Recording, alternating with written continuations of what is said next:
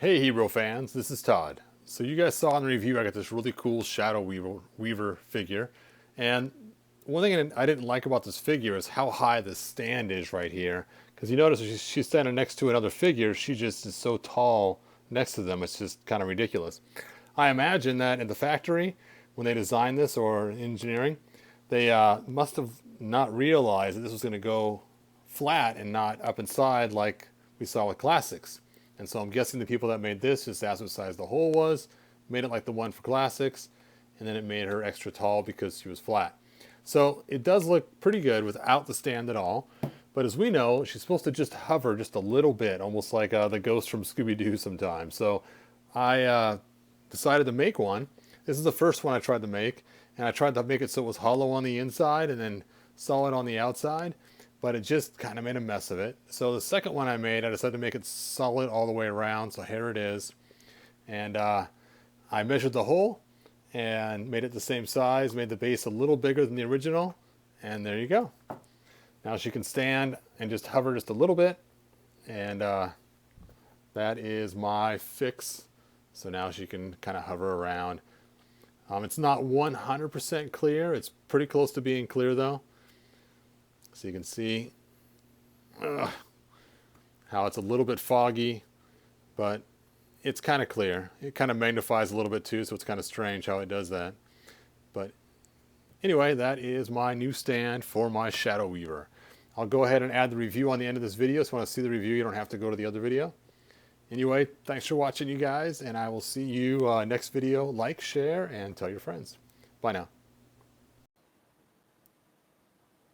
Hey Hero fans, this is Todd. So today we're going to go ahead and unbox these two awesome Masters of the Universe figures from Super7, Evelyn and Shadow Weaver. Now we have waited for years for a figure like this. This is like the holy grail of figures. We have talked about it. People made awesome customs, and everybody has always wanted a 5.5-inch Shadow Weaver, 5-point articulation to go with our old figures. So this is the coup de grace. So we're going to go ahead and open up Evelyn first and check her out, compare her to the other figures, and then we'll move on to Shadow Weaver. So you guys know I'm an Evelyn fan, so this was an easy one not to pass on. Now the fun thing is they have these cool little things in the back. Let's take a look at the back of the figure before we open it. So it shows that she has a turn her waist, swings back for a punch. So that's cool. She has the punch. And then you can see the artwork that they have. Let me turn that light off. There we go. Kind of fun artwork. Back to the way, it's similar to what the artwork looked like a long time ago. Kind of fun. And there's other figures shown in the back from Super7. And there we go. All right. So let's go ahead and open this up. Now, you know that these are based on the Filmation ones because it says as seen on TV. That represents the Filmation style figures. And as cool as these are, it's kind of sad at the same time because we know Super7 is not going to produce anymore. And they're coming out with a brand new line, which we've called Origins. I'm not sure if that's the official name or not, but I just know a lot of fans online are calling it Origins. It might be the official name. And the Origins line are a lot more articulated and seem to be a lot more sturdy. So we'll see. I'll compare it to the He-Man Origins. So here we have a card of Evelyn, and it's the card from Filmation. What's interesting is how yellow her skin is here in the card art, but yet her skin color here is what we used to always see as a kid watching the show on TV. And then on the other side shows from toy to tune, and it shows, of course, the original looking yellow Evelyn, and then the cartoon, different drawings of how they made her look different as time went on, until they got to the Evelyn that we know today from the cartoon. So that's really cool. And she comes with some accessories. She comes with a blue wand and a gray wand and some cordite crystals, which we actually saw Merman in, and let's see, in 2000X bring those up in the very first few episodes. Let's go ahead and pull off her plastic. I like they try to protect the paint from getting ruined. Now, what's interesting is this is kind of an homage to the original with one hand going down and one hand cupped. What I like is, right here, take a look, is the thumb and finger are actually separated. In the original figure a long time ago, they were actually stuck together, and as a kid, I'd carefully try to cut that sometimes in order to make it so things could slide in and out easier out of her hands. So, there she is. Oh, I'm afraid to move her legs. I probably will not move them on this video just for fear. Well, this one seems to move okay. So there we go. Let's try this one. Oh, hey. Cool. And that one moves too. So you can do some cool martial arts karate kicks. Ha! Evelyn. Oh. There we go. And yes, I am afraid they're going to break. And there's her power punch. Wow, that's quite the spring in there. And she has a cool little black cape. I really like that. Now, my Evelyn that I just showed us, has the cordite crystals. And does it have a spot for her hand to hold it?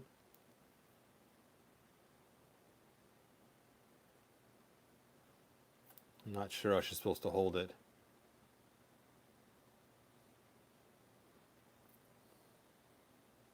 Interesting. Okay. Well, there you go. Cordite crystals. I guess you just glue them on the back of her hand like she's holding them upside down. But anyway, I like that they did the homage to the old style. They're actually different sculpts. See, look at that. That's cool. Okay, so what's neat about this is how much they made it like her. I mean, they got the hand the same way. Even the feet, the way she stands looks very similar. Even the weird extra bump on the boot, which is reminiscent of trying to make the mold so it's supposed to be standing on her toes based off the Tila one. Now, I actually added a Batman cape to mine, and this is the Batman cape from the 1980s Batman with, I just thought of his name a second ago. Anyway, I can't remember his name, but Tim Burton made the film, so the Tim Burton Batman, Michael Keaton, there we go. From the Michael Keaton Batman, it had a little belt that you'd pull out, and it'd snap back. This is actually his cape. And I added a rubber band here, added a knife from the 2000X castle, so she has a little dagger she can pull out. And there's my custom Evelyn, and there they are next to each other. So let's go ahead and let's open Shadow Weaver first, and we'll just start doing some more comparisons. So let's go ahead and set these down so I can make her stand. Stand, Evelyn, stand. All right, so let's go open up Shadow Weaver. Let's check her out. So Shadow Weaver. Oh, that is so cool. I cannot wait to open this and see how cool she looks. But before we do, let's check the back. She also has the power turn waist, so she can punch out the bad guys. It shows some other figures from the line. And what's interesting is it shows Shadow Weaver down here. You know, she's on here, but it also shows Evelyn. Did the other one show Evelyn too? Let's take a look here. Yeah, it did. Boop. So it looks like it's the exact same back art for both for the 12 pack. And on the top, we have, it's like She-Ra and Shadow Weaver battling out with Hordak in the background. Very cool. I really like the way they painted that She-Ra. It's really cool looking. So let's turn this back on.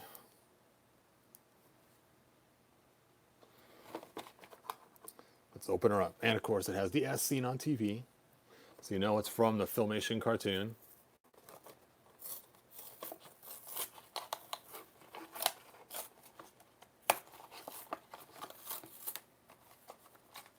Oh, she's got an extra piece of plastic inside there to keep her nice and minty. All right, she's got the card. You know, this kind of reminds me of some kind of Scooby-Doo thing with the green hands coming out of the burgundy like that. You can imagine it being some kind of specter or something. Ooh, Scooby-Doo. Anyway. And there it shows. Wow, that is really creepy artwork. I didn't know that was the original look of Shadow Weaver. All right. From toy to tune.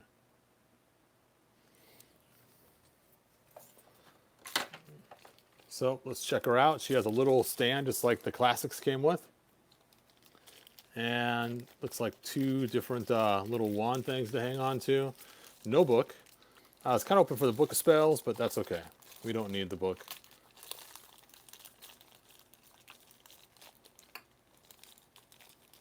I don't have an old Shadow Weaver to compare it to because she's obviously the first time we've had Shadow Weaver in a 5 1/4. Now it's interesting, their base is completely flat. I thought this would go up inside her like the other one did. Wow, that's a little scary when it plugs in. You can actually hear the plastic kind of creak and crack right where the seam is. Trying to shove it in there. And her hands articulate. That's pretty neat. So you can actually do a little more with her than you can the other figures. So you can put that in there and she can hold it with her hand like she's ready to do something fierce with it. Let's see. Her head barely moves a little bit, not a lot. She does have a cloth cape in the back, and she does have the power punch. So let's see. She has 1, 2, 3, 4, 5 points, 6 points of articulation if you count the head, but I don't think I'd count the head as it doesn't move enough. So she still only has 5 points of articulation, which is kind of funny considering they added 2 new ones. And then, of course, she has the point coming off the back. So let's go ahead and compare her to some other figures. Well, not at the bat, let's do Evil-Lyn. And she looks like she's monstrously huge tall because she's floating so high on that stand. I kind of wish that stand was a little shorter, so she's just kind of barely hovering instead of so high up. I'm just going to pull that off. I might just make a small little itty-bitty stand for her because that makes more sense. And here is the He-Man that came in the same set. Here's a He-Man similar to the 80s He-Man. It's a commemorative with an old He-Man head though. And Man-at-Arms. Now one thing that does kind of frustrate me a little bit is I got this cool Orko, and I like this Orko a lot. I like to keep the black flowers in his hand because obviously those who know the cartoon know that's kind of like drugs and it's funny. And his paint's coming off, so he has like bloodshot eyes too on top of it. I mean, it's like, Orko, stay off the black flower. But let's compare it to the new Origins figure. Now there is an Origins Orko already online showing how cool the new Orko is for Origins. Now that's what irritates me, is because I just bought this Orko and now the Origins has been shown and I'm kind of like, oh, that's okay. I'll keep the Super7 one too, but you can kind of see the difference in all the articulation. So all right, you guys, that's really all I got. I mean, I could pull out some other figures and show you. Here they are next to Skeletor. Here it is next to Super7 Skeletor. Here she is next to Wonder Woman from Funko. Kind of compare that if you want to for size difference. Here she is next to Teela from the original 80s. And here she is next to the commemorative Teela. So, there you go. There's my mess of figures everywhere, you guys. Anyway, thanks for watching. I will see you guys next episode. Like, subscribe, share with your friends, and I'll see you next time. Thanks for watching. Bye now.